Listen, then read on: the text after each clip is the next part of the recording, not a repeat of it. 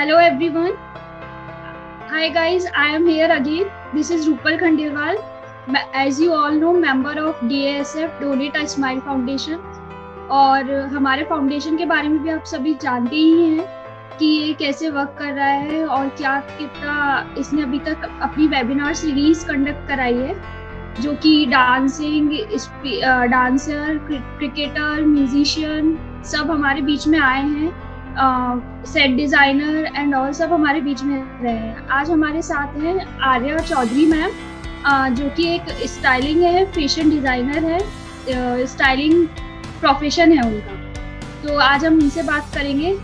नमस्ते ma'am, we welcome you. Hello, first of all thank you so much. I am really glad आप लोग ऐसा काम कर रहे हैं एजुकेशन के लिए। चलिए मैम, सेशन स्टार्ट करते हैं। तो हम सबसे पहले आपसे जानना चाहेंगे कि कैसे आपने अपना करियर एज अ स्टाइलर और एज अ फैशन डिजाइनर आप कैसे स्टार्ट किया आपने? तो basically I have just completed my graduation in bachelors of fashion and apparel last year. उसके बाद उसमें मैंने बहुत सारी इंटर्नशिप्स की। मैंने मेरठ से ही अपना ये कोर्स किया है, VIFT से। उसके बाद टॉकिंग अबाउट दिस कोर्स, इसमें आपको डिस्क्राइब करते हैं सारे एलिमेंट्स डिजाइनिंग के, like types of necklines, sleeves, stitches and all. Garment construction पूरा सिखाते हैं। सो बेसिकली थिंकिंग प्रोसेस से लेके आपको पूरा सेलिंग तक पूरा सब कुछ इसमें प्रोसेस समझाया जाता है फैशन डिजाइनिंग में। पर्टिकुलर स्टाइलिंग जो है वो फैशन डिजाइनिंग से अलग है, बट कहीं ना कहीं ये दोनों चीज़ें इंटर रिलेटेड हैं। बेसिकली फैशन डिजाइनिंग होता है कि कोई डिजाइनर फोकास्ट देखकर, फोकास्ट समझकर, एनालाइज कर ट्रेंड्स क्रिएट करता है। उसके बाद वो उन ट्रेंड्स को अपने गारमेंट्स में यूज करता है। तो वो बेसिकली डिजाइनिंग होता है। स्टाइलिंग इज जब वो डिजाइन हो जाते हैं। स्टाइलिंग में वो ट्रेंड्स एनालाइज करता है। स्टाइलिस्ट होता है, ट्रेंड्स एनालाइज करेगा, अपने क्लाइंट को एनालाइज करेगा, देखेगा कि उसे कौन से इवेंट में जाना है, वो उसका लाइफस्टाइल क्या है। ये सब कुछ एनालाइज करके स्टाइलिस्ट उन गारमेंट्स की स्टाइलिंग उस क्लाइंट पे करेगा। उनका मेकअप, हेयर, फुटवेयर सब कुछ स्टाइलिस्ट का काम होता है। सो बेसिकली डिजाइनिंग और स्टाइलिंग इंटर रिलेटेड है, बट कहीं ना कहीं काम दोनों के अलग अलग है। सो मैंने स्टाइलिंग स्टार्ट की थी अभी 4 months ago. I went to Mumbai to start styling. उसके बाद फर्स्टली मेरे को लकीली मेरे को एक शॉर्ट मूवी मिली जो स्मगलिंग से रिलेटेड थी। तो उसमें मेंस फैशन ज़्यादा था।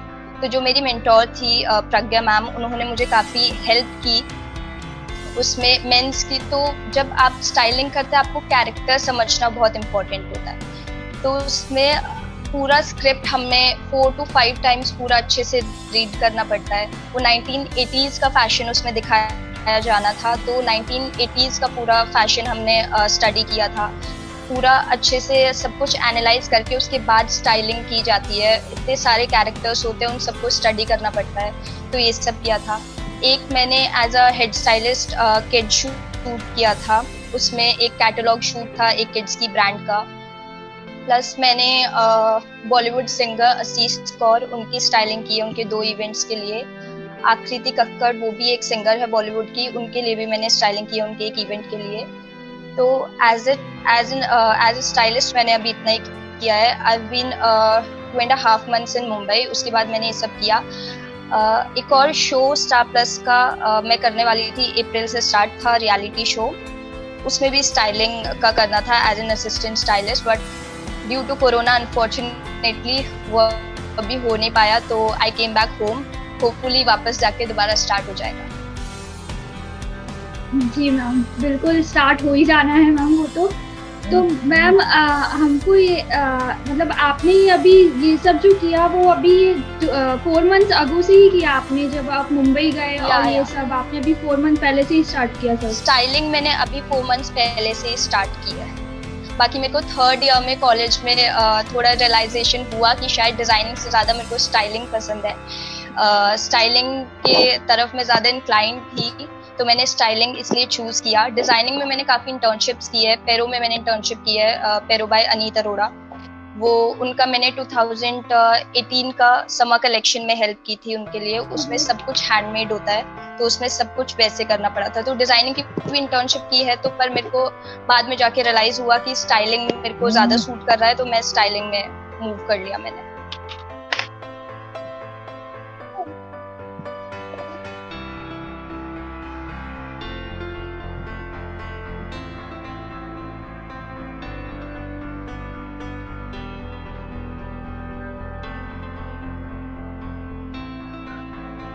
हेलो हेलो हेलो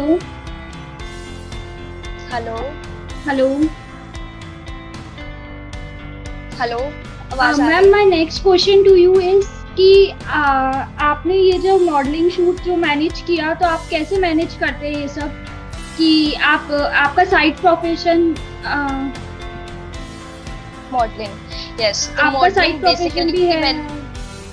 हाँ, तो बेसिकली मैंने कभी खुद से स्टार्ट नहीं की modelling, to be very honest. ऐसा मैं पहले से ही कॉलेज में मैंने स्टार्ट किया मॉडलिंग। कैटलॉग शूट्स कर लेती थी, बाकी सीनियर्स जूनियर्स मुझे अपने गारमेंट्स के लिए एज ए मॉडल ले लेते थे, तो वहां से मेरी स्टार्टिंग हुई। बीइंग अ स्किनी गर्ल, मेरे को बहुत लोग बोलते थे कि तू मॉडलिंग में ट्राई कर। कुछ लोग बोलते थे और मोटी हो जा, मोटी हो जा। तो आपको दो तरह के लोग मिलते हैं। दूसरी तरीके के जो लोग होते हैं जो मोटिवेट करते हैं, उन्होंने मेरे को बहुत मोटिवेट किया। थैंकफुली मेरी सराउंडिंग्स बहुत मोटिवेशनल थी पूरी, तो मेरे को सबने मोटिवेट किया मॉडलिंग के लिए। मैंने कॉलेज में स्टार्टिंग की उसकी। उसके बाद when I was in second year, एक IRW इंडिया रनवे वीक से एक डिजाइनर आए थे, जो एक चैरिटेबल ट्रस्ट उन्हें स्पॉन्सर कर रहा था, तो वो आया था। उन्होंने मॉडलिंग के लिए कुछ फॉर्म्स वगैरह दिए थे जिसके लिए आप अप्लाई कर सकते थे। तो मेरे फ्रेंड्स ने मुझे बहुत मोटिवेट किया, यू शुड ट्राई। तो मैंने उसमें ट्राई किया, तो I was the only one from my college जो उस चीज़ के लिए सिलेक्ट हुआ। तो वो मेरा फर्स्ट शूट था जब मैंने बाहर जाके दिल्ली जाके इंडिया रनवे वीक के लिए शूट किया। तो मुझे वहाँ भी काफ़ी अप्रिसिएशन मिला। मेरे पोस्टर पे भी मेरा फोटोग्राफ था, IRW ने भी मेरा डाला था पोस्टर। तो वो था जिससे मेरे को थोड़ा कॉन्फिडेंस गेन हुआ था। उसके बाद ये जो फोटोज है, ये मेरे कैटलॉग शूट के है जो कॉलेज में मैंने किया था। मेरे सीनियर्स की कॉस्ट्यूम्स हैं, उनके लिए मैंने शूट किया था। तो वो मेरा फर्स्ट शूट था IRW का। उसके बाद मैंने सोचा मुझे शायद एक दो और ट्राई कर लेने चाहिए। I have never tried my self कि मेरे को कुछ मिले, टू बी वेरी ऑनेस्ट। पर मेरे को कोई रिकमेंड कर देता था मेरे लिए, तो ऐसे ऐसे करके मेरे को शूट्स मिलने लगे। मैंने एक मेकअप का भी शूट किया था, वो भी दिल्ली में था। वो 2 डे शूट था, वो भी मैंने किया था। ऐसे ही एक दो और जो स्टार्टअप ब्रांड्स होती है उनके लिए मैंने शूट किया था। रिसेंटली अभी मैंने सूरत में शूट किया था साड़ी का कैटलॉग शूट। तो ये सब साइड प्रोफेशन मैनेज करना इसलिए मेरे को ईजी लगता है, क्योंकि अगर आप किसी चीज़ के लिए पैशनेट हो, अगर आपको कुछ करना पसंद है, तो वो आप इजीली कर पाते हो। उसमें आपको फिर ऐसे नहीं लगता ये मैं मैनेज कैसे करूँगी। उसमें आपको टाइम का भी कुछ पता नहीं रहता है, आपको बस वो करना होता है तो आप वो कर लेते हो। तो इसलिए मेरे को कोई प्रॉब्लम नहीं होती मैनेज करने में। बट हाँ, अब जैसे जैसे मैं ग्रो करूँगी, ऑब्वियसली एक प्रोफेशन पे मेरे को ज़्यादा फोकस करना पड़ेगा। हाँ, ये मेरा रिसेंट शूट था सूरत में, फरवरी में मैंने किया था ये। जी मैम। मैम, ये आपकी कुछ पिक्स है हमारे पास, वो हम अपने व्यूअर्स को दिखाना चाहेंगे और हम आपसे पूछना चाहेंगे कि कब आपने शूट किया और ये कब का है, तो प्लीज आप बताइए।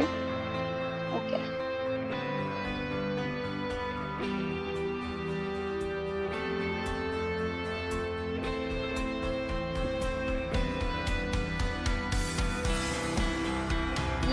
ये मैंने एक वर्कशॉप अटेंड की थी। दिस इज तान्या घाबरी, बहुत बड़ी एक स्टाइलिस्ट है। इन्होंने बहुत बॉलीवुड सेलिब्रिटीज़ को स्टाइल किया है। तो ये उनकी वर्कशॉप थी, तो इसमें ये मैंने अटेंड की थी। तो वहाँ पे मैंने इनसे बातें की थी। ये तब की पिक्चर है। This is same the Surat shoot. ये when I was in college, मैंने मेरे ग्रेजुएशन जो कलेक्शन था वो पूरा एजुकेशन पे ही थीम था। मेरी थीम ये एजुकेशन थी कि कैसे creative education is very important. आज के टाइम में, जो कि अब काफी लोग उसको वैल्यू करने लगे, इम्पोर्टेंस देने लगे। पहले के टाइम में इतना क्रिएटिव चीजों को इम्पोर्टेंस नहीं दी जाती थी। तो ये सब मेरा उसी कलेक्शन, ये पूरा मेरा कलेक्शन था, और मेरे को अवार्ड भी मिला था मोस्ट क्रिएटिव डिजाइनर का। तो ये सब पूरा क्रिएटिव के ऊपर था। ये मेरी मेकअप वाले शूट से पिक्स हैं, जिसमें ये इजिप्शियन प्रिंसेस का रोल था इसमें।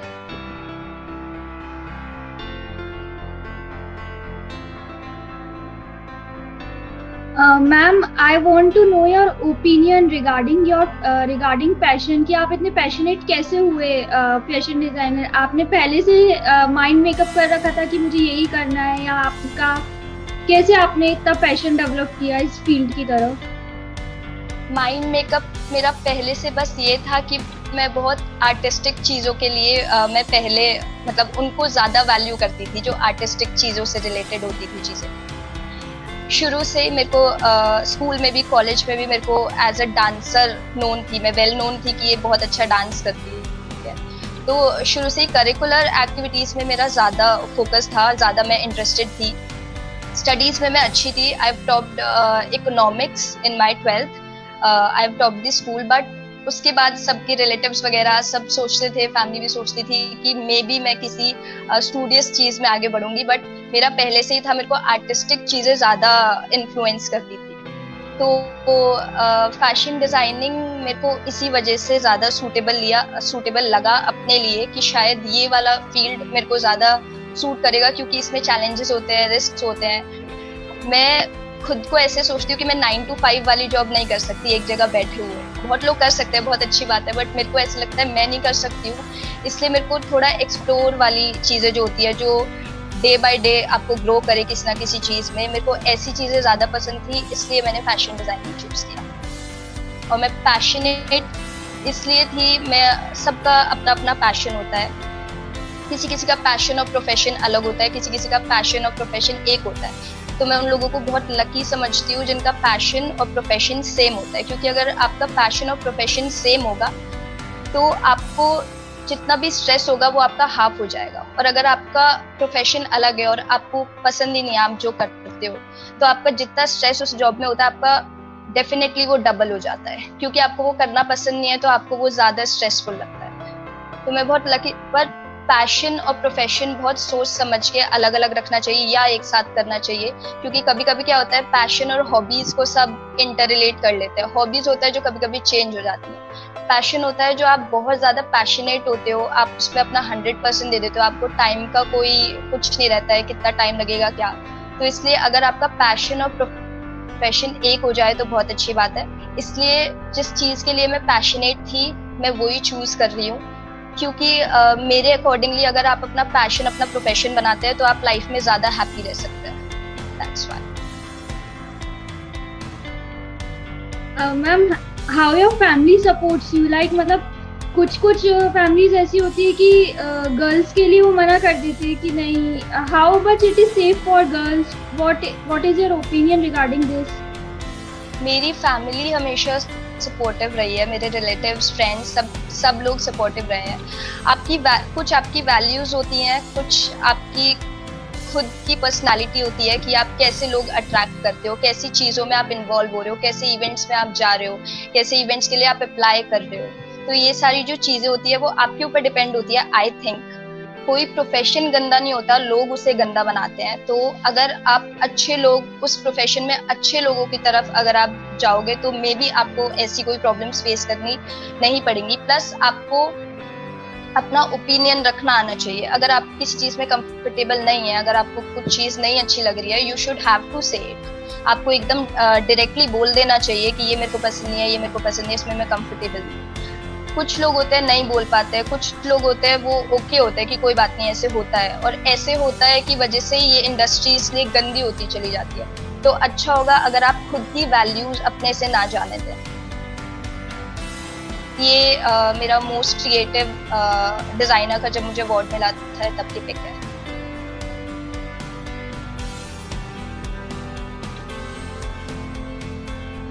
ये कैटलॉग शूट्स की पिक है जो मैं कॉलेज में करती थी, ये तब की पिक्स है। Hello. This is also. Hello ma'am, ये कुछ पिक है हमारे पास आपकी, तो हम जानना चाहेंगे कि आपने कब लिए थे।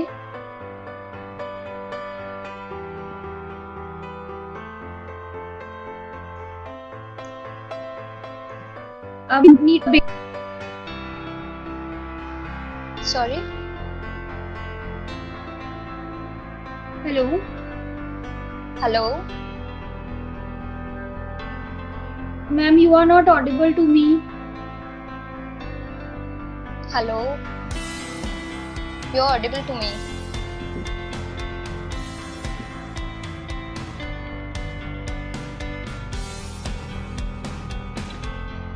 हेलो हेलो हेलो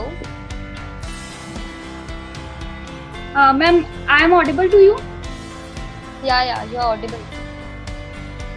मैम, मेरा क्वेश्चन ये है कि अगर किसी को इस फील्ड में जाना है तो what one need to learn और what one need to know as a beginner, वो कैसे अपना इस फील्ड में करियर स्टार्ट कर सकता है और कैसे वो जा सकता है।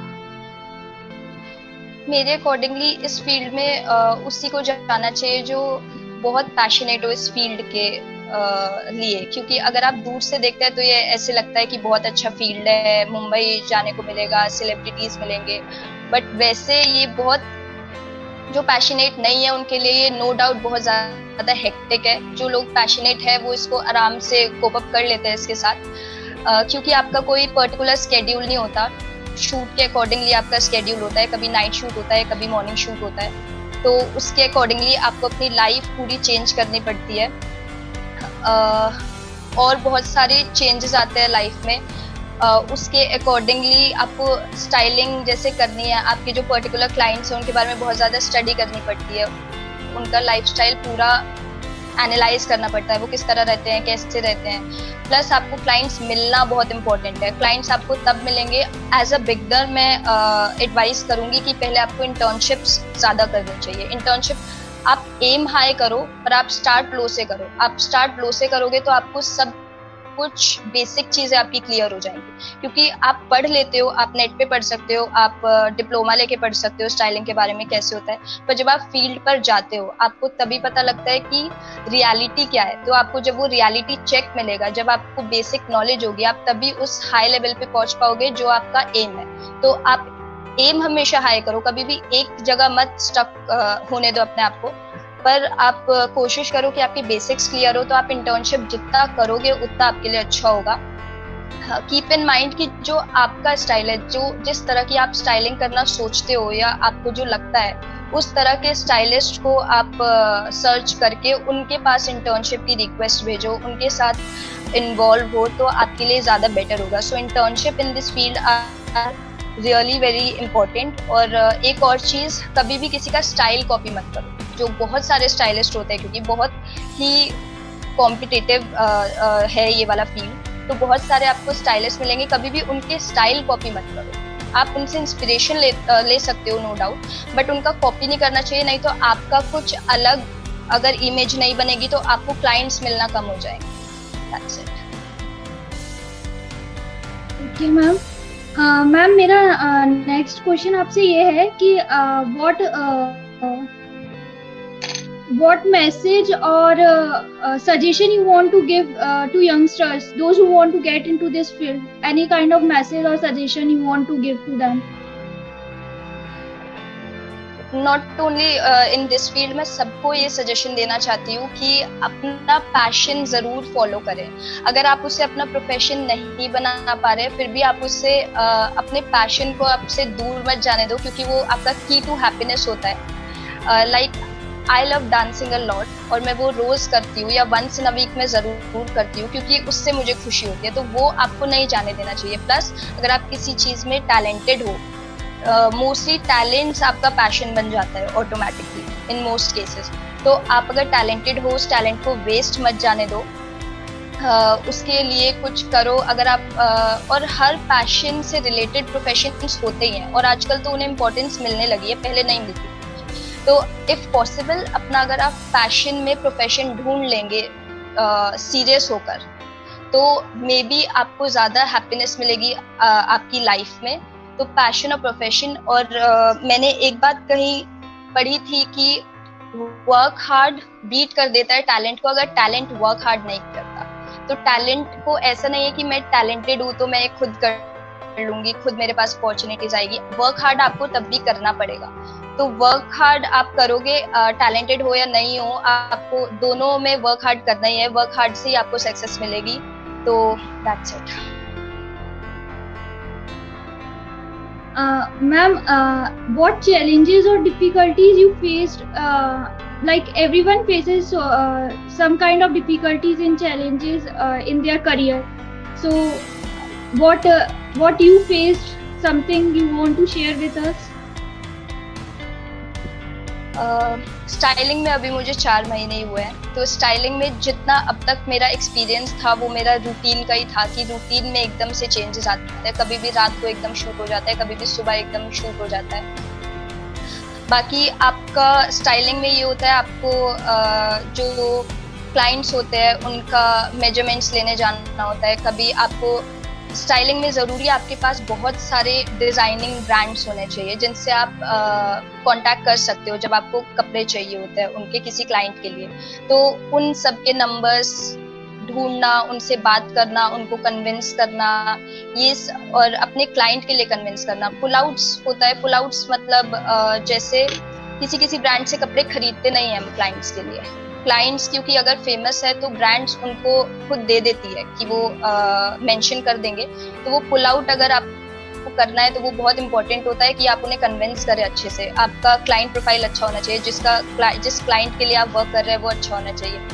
अगर आप लो स्टार्ट कर रहे हैं तब भी उसमें भी कोई प्रॉब्लम नहीं है, पर उसमें स्टाइलिंग में बस ये है, अगर आप एकदम स्टार्टिंग से स्टार्ट करते हो तो आपको इधर से उधर बहुत ज़्यादा करना पड़ता है। किसी डिज़ाइनर से कपड़े लेने हैं, किसी की मेजरमेंट्स लेनी है, फिर उस डिज़ाइनर को वापस करने हैं, फिटिंग्स नहीं हुई, वो नहीं हुई। तो बहुत सारे चैलेंजेस ऐसे वाले आते हैं जो ऑन द स्पॉट भी आते हैं। जैसे अगर आप किसी पर्टिकुलर शूट पे आप स्टाइल कर रहे हो और किसी का टर्न आउट हो गया या कुछ हो गया, कपड़े में कोई प्रॉब्लम हो गई।